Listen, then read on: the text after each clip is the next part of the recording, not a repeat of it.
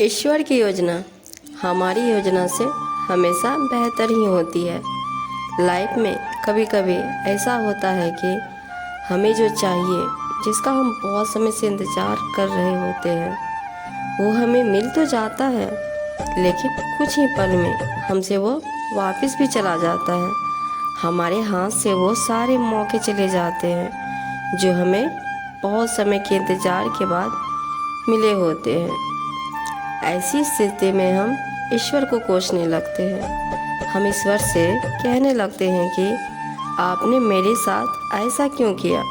कुछ समय के लिए हमारा भरोसा ईश्वर पर से उठ जाता है, किंतु कुछ समय के बाद हमें यह एहसास होता है कि जो हुआ वो हमारे लिए अच्छा ही था। ईश्वर की योजना हमसे अच्छी होती है। हमें ये बात समझनी चाहिए कि जो हमारे हाथ से चला गया वो हमारे लिए अच्छा ही नहीं था। ईश्वर ने जो कुछ भी किया वो सोच समझ के नहीं किया होगा। एक छोटा सा 2 साल का बच्चा खेल रहा था। खेलते खेलते उसके हाथ में चूहे मारने की दवाई आ जाती है।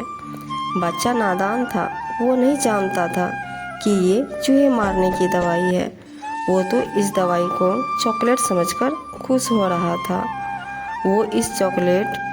वो इसे खाने ही वाला था कि उसकी माँ का ध्यान उस पे गया।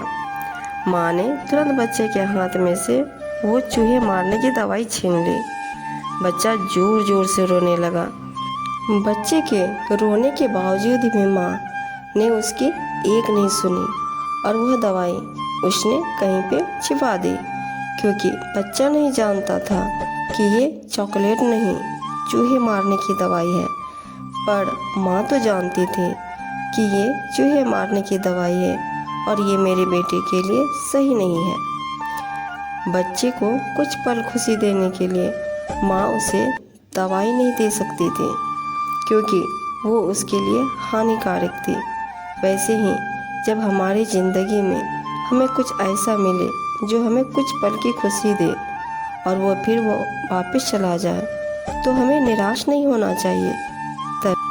तभी हमें यही सोचना चाहिए कि हमें जो मिला था वो हमारे लिए अच्छा नहीं था।